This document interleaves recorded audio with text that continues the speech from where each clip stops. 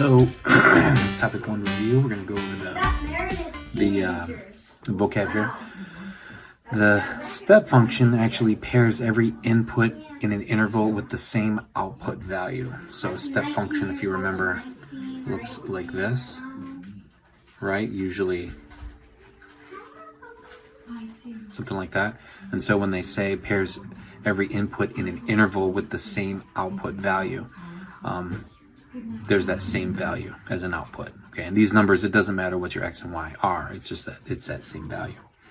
Number 3, the point at which a function changes from increasing, then it goes to decreasing. Okay, so at that point it was increasing. As soon as it starts to decrease, what is that? Well, we call that a maximum, okay, or just a plain old max. Third, a blank of a function y equals a f of x minus h plus k is a change made to at least one of the values a, h, or k. So if you're making a change to this function, then that is actually going to be a transformation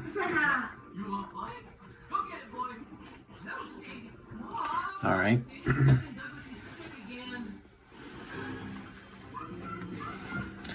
And 4, that was 4, 5. A blank is the value of x when y equals 0. Okay, if you were just to kind of look when y equals 0, that would be like here, or there. And that's, so those are all x-intercepts. And x-intercepts, the other word for that is a 0. Okay, so zeros are x-intercepts. 6, a blank is defined by 2 or more functions, each over a different interval. So if it's over a different interval, that's really the whole point of something like this. Okay, something like this means that there is different intervals. Okay, and these we call subdomains or subintervals. So this is a piecewise function. So number 6 is piecewise. Okay, so moving to number 7. Let me minimize this thing right here. All right, we're going to move this guy a little forward here. Number 7, identify the domain and range of the function here, and we've got this guy.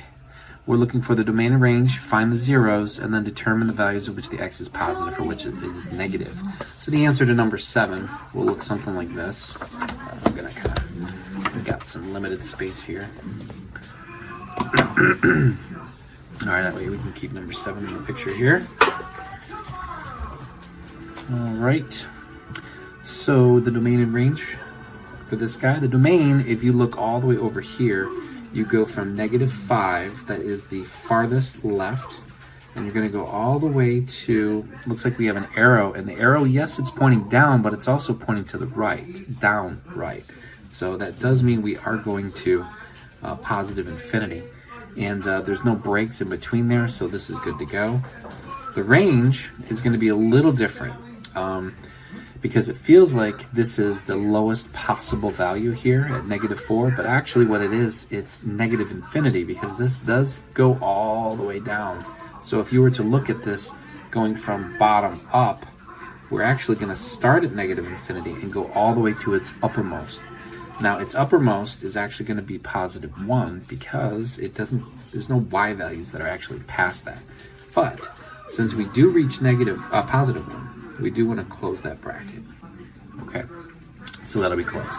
Now what else is it asking? It's asking for the zeros of the function. Well, this one has 2. The zeros, again, are where the y value is 0. That means the x-axis is the location of all the zeros, and there's 2 places. And you can label this as 2 different ways. The zeros can equal 1 or +3, or you can say it as zeros at 1 0, comma 3 0. They mean the same thing. You're communicating the same process. Okay.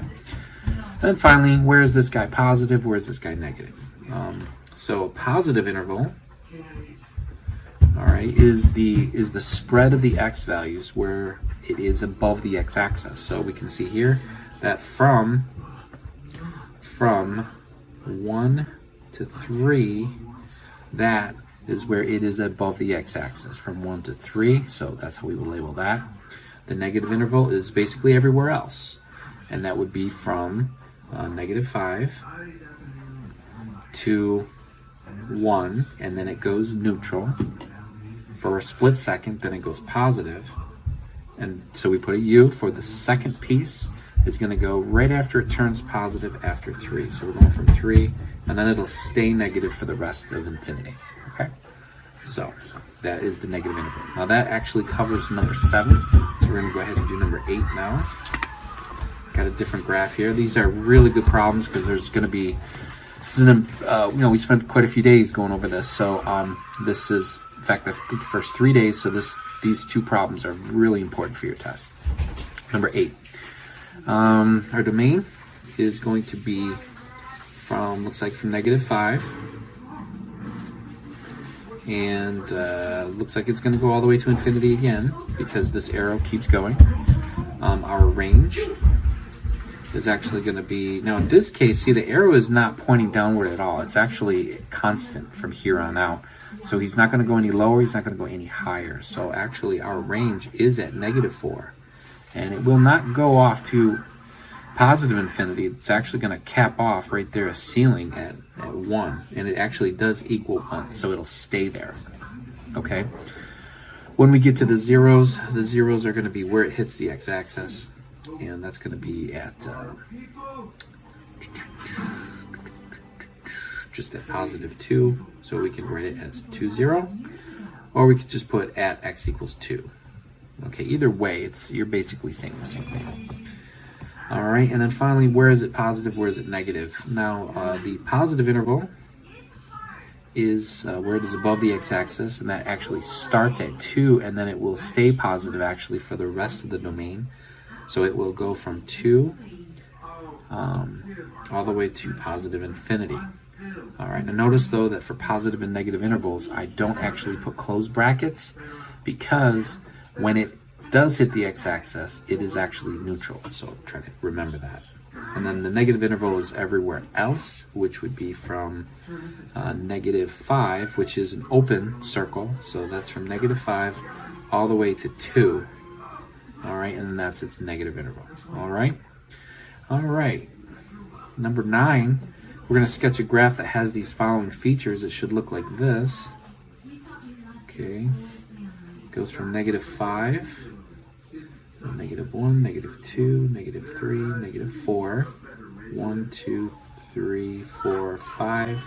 Okay, pretty basic sketch here.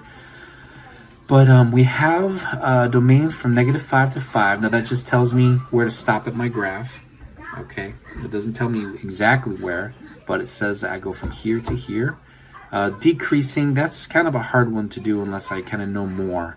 I know that it's going to go downwards from -3 to 1. So it's going to be going down. Okay, I just don't know where it's going to go down. Okay. So if I could kind of sketch this, I'm going to sketch it actually in pencil. Here, I'm gonna go in green, okay? And all I know is this.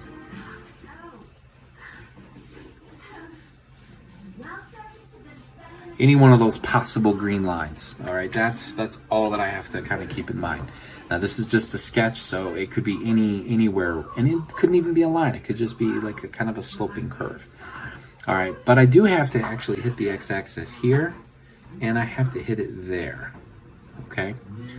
So it looks like I'm gonna have that sketch is gonna have to go from, it's gonna have to pass through here, okay? And it's gonna keep decreasing until 1. So it looks like I'm gonna have, this line could be anywhere, just as long as it's decreasing, it's got to pass through this point. Now I'm going to just ride with this guy here. Okay. And my x-intercepts tell me that I have to go through -2 and -4. So that means that I actually have to pass through there too. Okay. And it's got to be positive through -4 to -2. Now when I drew that, it looks like I am above the x-axis. So this guy basically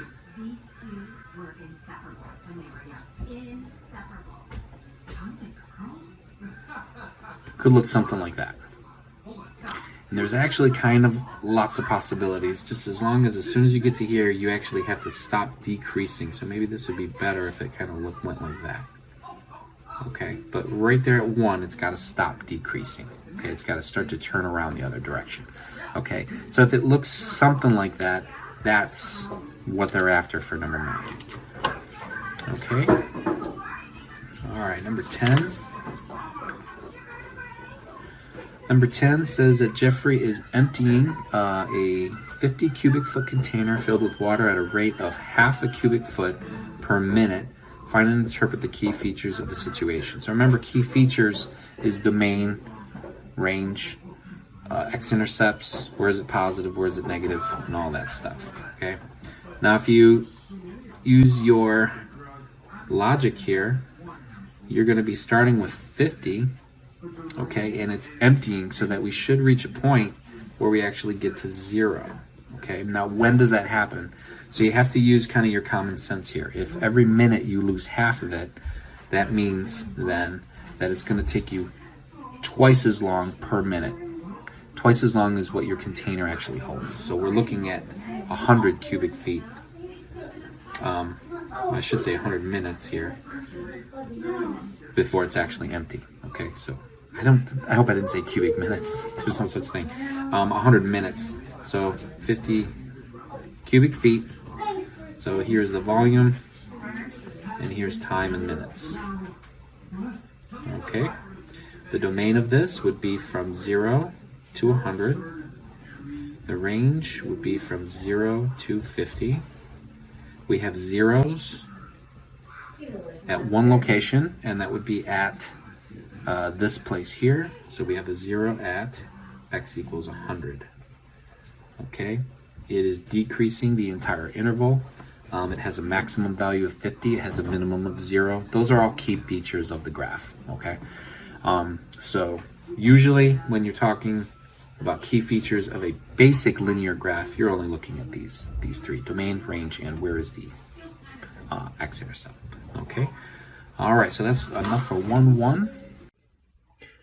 Having technical difficulties with the digital camera, it's not saving my recording files as MP4s, so that means that I can't upload it to the actual video, and that means that I just kind of speed it along anyway. I'm just going to take pictures, and you guys can just look at pictures of the answer key, and then we can go over it tomorrow morning if needed. All right, bye.